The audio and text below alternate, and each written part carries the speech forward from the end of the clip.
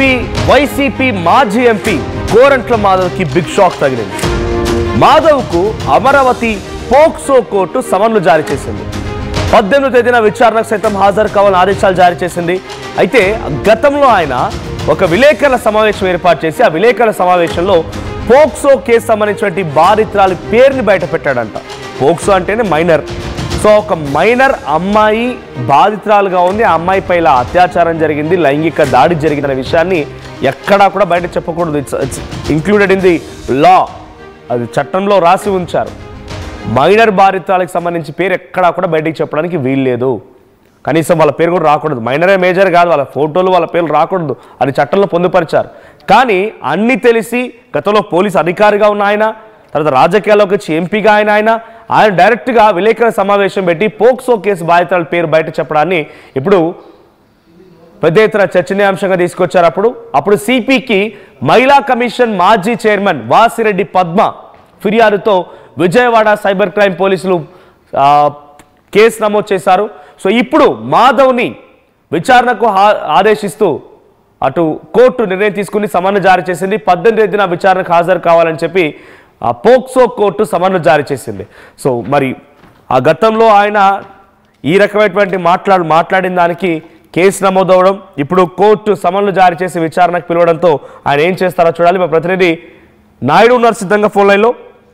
చెల్లనాయుడు సిద్ధంగా ఉన్నారు. Naidu, so present గతంలో ఆయన మాట్లాడినటువంటి మాటలు పోక్సో కేసు సంబంధించిన అంశం పైన ఇప్పుడు కేసు నమోదవడం, తర్వాత కోర్టుకు హాజరు కావడం, విచారణకు ఆదేశించడం. సో ప్రజెంట్ మాధవ్ రియాక్షన్ ఏంటి?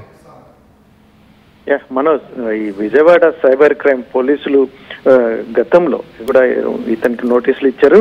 ఇది రెండోసారి కూడా విచారణకు హాజరు కావాలంటూ కూడా పోలీసులు ఈరోజు ఆయనకు సమన్లు దాఖలు చేసినటువంటి నేపథ్యం. ముఖ్యంగా ఏదైతే ఉందో గతంలో విలేకరుల సమావేశంలో ఒక పోక్సో కేసుకు సంబంధించి అమ్మాయి పేరు వెల్లడించడంపై గతంలోనే వైసీపీ నాయకురాలైనటువంటి వాసిరెడ్డి పద్మ కంప్లైంట్ చేసినటువంటి పరిస్థితుల్లో ఇది నమోదైన తరువాత కూడా మొదటిసారి విజయవాడకి వెళ్ళి అక్కడ పోలీసుల ముందు మాజీ ఎంపీ గోరంట్ల మాధవ్ కూడా హాజరయ్యారు.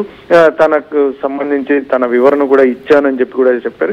కాకపోతే ఇది రెండవసారి ఎంక్వైరీకి రావాల్సి ఉంటుంది అంటూ కూడా నిన్నటి రోజు మరొకసారి ఈయనకు ఏదైతే ఉందో తావీదులు ఇచ్చినటువంటి నేపథ్యం. ఇటువంటి పరిస్థితుల్లోనే మళ్ళీ గోరంట్ల మాధవ్ అయితే మాత్రం ఖచ్చితంగా గతంలోనే చెప్పినటువంటి పరిస్థితి, నేను పోలీసులకు పూర్తి స్థాయిలో సహకరిస్తాను, నేను కావాలని చేసింది కాదు, అది ఫ్లోలో వచ్చింది, ఆ రకంగా నేను బాధ పెట్టింటే అది తప్పే అయి ఉండవచ్చు, కాకపోతే నేను పోలీసులకు ఖచ్చితంగా విచారణకు హాజరవుతాను, వాళ్ళకి సహకరిస్తానని కూడా గతంలో చెప్పినటువంటి పరిస్థితి అయితే ఉంది. ప్రస్తుతానికైతే మాత్రం ఇప్పుడు అందుబాటులో లేనటువంటి పరిస్థితి. కాబట్టి మొత్తానికి రెండోసారి కూడా ఈ విజయవాడ సైబర్ క్రైమ్ పోలీసుల ముందు హాజరయ్యే అవకాశమే ఉంది అని చెప్పేసి గోరంట్ల మాధవ్ అంచనా మొదటిసారి కూడా విచారించారు అని చెప్తున్న నేపథ్యంలో నాయుడు, అతని మొదటిసారి విచారణలో ఆయన చెప్పిన సమాధానాలతో పోలీసులు సంతృప్తిగా లేరా? మళ్ళీ ఇప్పుడు విచారించబోతున్నారా? విచారణ అనంతరం ఎప్పుడైనా సీరియస్ యాక్షన్ ఉండే అవకాశం ఉందా? ఎస్ మనోజ్, ఇది ఎందుకంటే ఒకసారి ఎంక్వైరీ చేసిన తర్వాత మరీ పూర్వపరాలు, ఎందుకంటే కంప్లైంట్ చేసిన వాళ్ళు ఇతరత్ర మిగతా వాళ్ళను మొత్తం ఈ ఏదైతే ఉందో లీగల్ గా మొత్తం స్టడీ చేసిన తర్వాత మరీ వారికి ఏమైనా డౌట్స్ ఉంటే మాత్రం మరొకసారి అట్లా రిపీట్ కూడా చేసే అవకాశం ఉంటుంది పూర్తి స్థాయిలో ఎంక్వైరీ. ఎందుకంటే వారు అనుకున్న స్థాయిలో కంప్లైంట్ ఏమి ఇచ్చారు, ఎందుకు ఇచ్చారు, ఎక్కడ ఈ సిచ్యువేషన్, ఈ పరిస్థితి ఎందుకు ఇలా వచ్చింది, మరొకటి ఇటువంటివి జరగకుండా ఉండాలి అంటే మాత్రం ఎంక్వైరీ పూర్తి స్థాయిలో జరిగే స్థాయిలో అందులో ఎంక్వైరీ అనేది ఉంటుంది. కాబట్టి ఖచ్చితంగా వాసిరెడ్డి పద్మని కూడా గతంలో పిలిచి అడిగి ఉండొచ్చు, ఎంక్వైరీ కూడా పిలిచి ఉండొచ్చు. కాబట్టి ఈ రెండవసారి గోరంట్ల మాధవ్ చెప్పినటువంటి సంజాయిషి అనేది మరి వారికి ఎంత మేరకు కరెక్ట్ అయిందా లేదా అనేది తెలియదు. కానీ మరి యాజ్ పర్ పోక్సో యాక్ట్ అక్కడ ఒక నిందితుడు ఒక చిన్న అమ్మాయి మైనర్ పైన లైంగిక అత్యాచార దాడికి సంబంధించినటువంటి ఘటనలో ఎటువంటి తప్పిదమైతే చేశాడో దాదాపుగా ఇక్కడ నేమ్ రివీలింగ్ కూడా అంతటి ఒక దుర్మార్గమే. ఎందుకంటే తన పేరు బయటకు చెప్పడం అంటే తన ఉజ్వల భవిష్యత్తుని లేకపోతే తనకున్నటువంటి ఇబ్బందుల్ని బయటికి చెప్పడం అవుతుంది. 6 విక్టిమ్స్ పేరు చెప్తే ఆయన గతంలో ఒక మీడియా సమావేశంలో 2 పేర్లు మైనర్ అమ్మాయిల పేర్లు చెప్పుకొచ్చాడు. ఇది ప్రధానమైన ఎలిగేషన్. దానికి మాజీ మహిళా commission chairperson Vasireddy Padma complaint ఇచ్చారు. ఇప్పుడు నిజంగానే తన విచారణ తర్వాత గోరంట్ల మాధవ్పై కొంత చర్యలు తీసుకోవాలి, శిక్ష వేయాలంటే ఎటువంటి చర్యలు తీసుకునే అవకాశం ఉంది?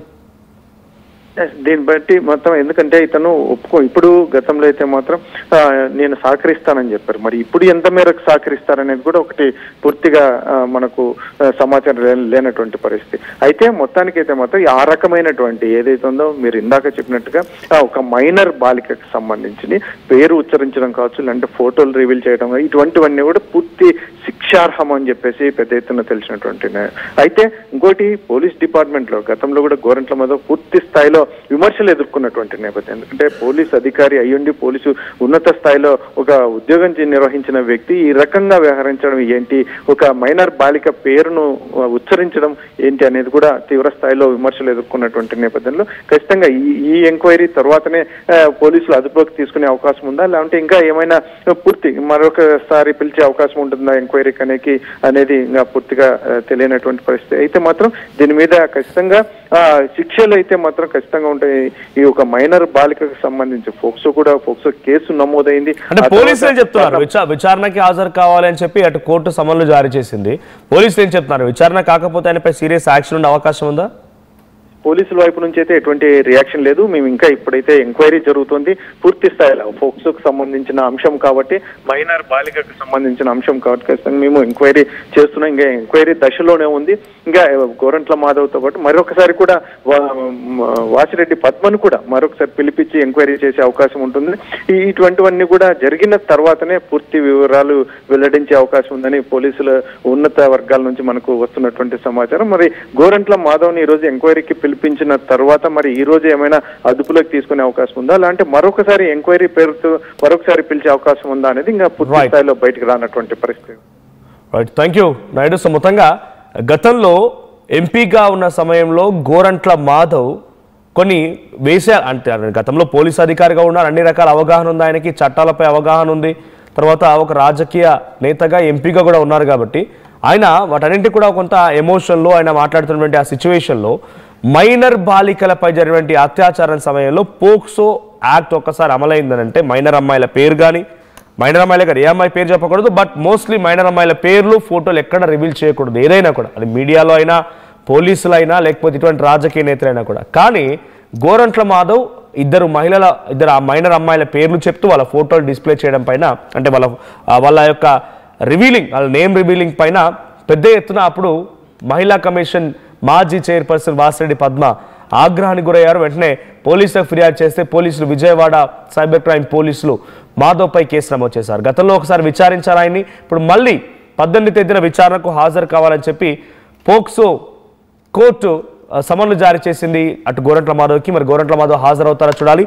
అది ఎంత పరి తప్పిదమనంటే ఒక మైనర్ అమ్మాయి ఈ రకంగా జరిగిందనే విషయం రివీల్ చేయడం, అది కూడా పోక్సో యాక్ట్ కిందకే వస్తుందని చెప్తున్నారు.